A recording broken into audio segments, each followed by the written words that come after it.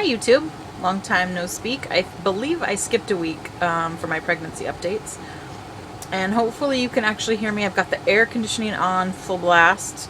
We are down in the San Francisco Bay Area this week. My husband's working down here, and yeah, so we're down here doing stuff that apparently I'm not supposed to talk about. Anyway,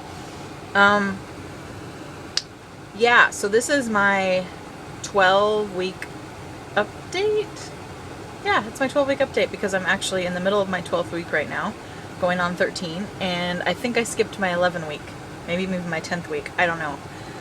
It was really, really crazy busy. We moved out of our house sold, we are now in a temporary apartment while we look for a home to purchase. And so we're in our RV this week down in the Bay Area in California. I feel like I have corn in between my teeth. We just ate dinner, so anyway. So to update you this week, my morning sickness has gotten a little bit better, which I hate to even say because I feel like I'm going to jinx it. I've had terrible, terrible morning sickness throughout this whole pregnancy.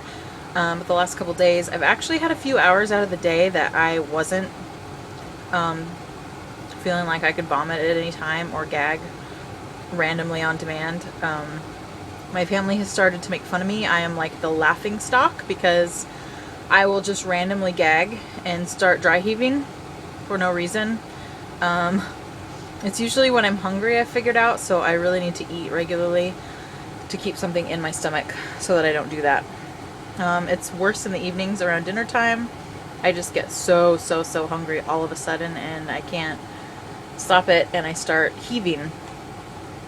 Usually while I'm trying to cook dinner as fast as I can. So, anyway, the dog's barking because my son's probably harassing her out there. Stop it! Anyway, what else? When we get back on Monday, I think it's the 29th. Sorry, I still feel like I have corn in my teeth. We have our nuchal translucency scan, our NT scan, coming up, and I've been completely obsessed online looking at the nub theory. I don't know if you guys are aware, but you can tell the gender of your baby super early by the angle of the nub. Most babies at 10 to 14 weeks look almost identical as far as their genitalia goes, but there's a nub, and based on the number of degrees that it's sitting at, I can tell you whether you're having a boy or a girl. More than 30 degrees, the nub, if it's like pointing upwards, then it's most likely a boy. Although if it's more flat or less than 30 degrees of an angle, kind of parallel to the back of the spine, this is looking at a profile view, then it could be a girl. So this is just a theory I have. There's probably more to it than that, but that's a quick idea. Anyway, I've been studying early ultrasounds and whatnot because I want to see if we can maybe catch a glimpse at this ultrasound, because I will be over 13 weeks and should almost be able to tell, really. Someone posted on my last video, or maybe it was my last video, the one that I did the baking soda gender test. It's all for fun, you guys. I know, obviously, the most important thing is a healthy baby. I would be happy with a boy or a girl at this point, and that is complete and honestly the truth. I think something happens after you lose a pregnancy that, like, you just don't even care. I mean, to be completely honest, I had hoped that Roswell was a girl. Like, I really, really wanted a girl when I was pregnant with him. And then he was a boy. And now that I have a boy, another little boy, I think that I would be just as happy with a little brother for him, because I know how awesome they would be together, and it would just be awesome for Roswell to have a little baby brother. If I had a girl, though, that would be great too, because then I would get the experience of raising a girl and having a daughter, since most likely this is our last child. So either way, you guys, honestly, I don't care. I just am impatient and I want to know now.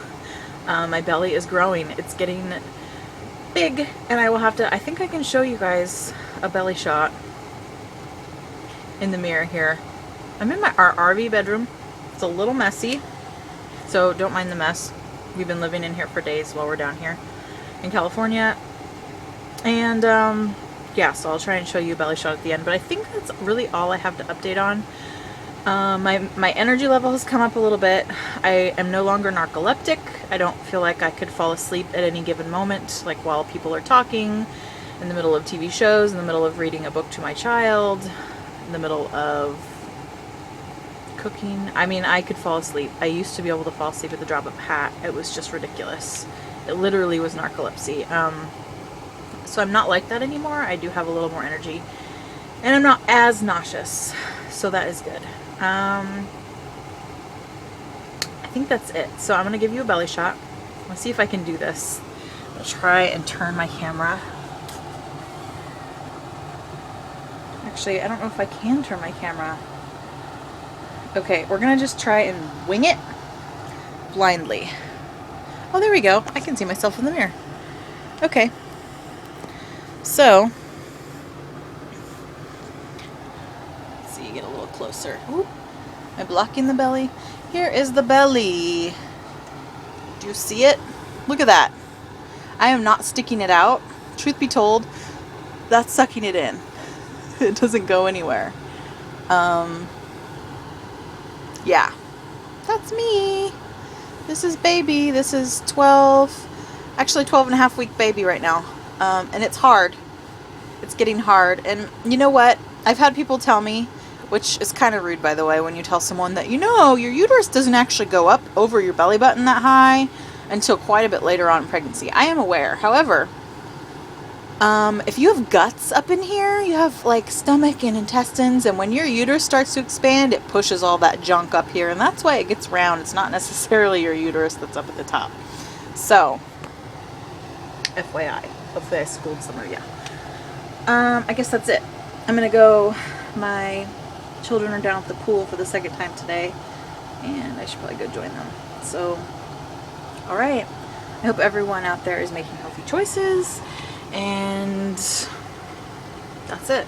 Hopefully I will be on time. Actually, I know I will be on time for my next update, because I will have a lot more to talk about since we're having our NT scan done on Monday, which is crazy. I can't believe we've made it this far. Oh, one last thing to mention, which isn't as fun to mention, but kind of.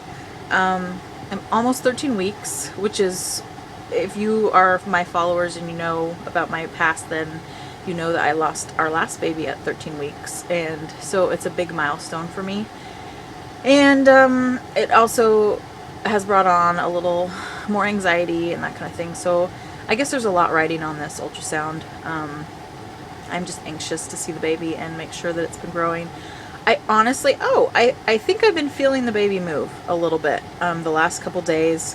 Still really small. The baby is the size of a kiwi, and so that's head to rump, you know, little legs and whatnot are extended from the kiwi, but that's pretty decent size. I mean, that's substantial, and if something the size of a kiwi is bumping around in your uterus, I would think that you would be able to feel it, so it makes sense that I can start to feel little things. This is like my 4th pregnancy, so, you know, old hat, right?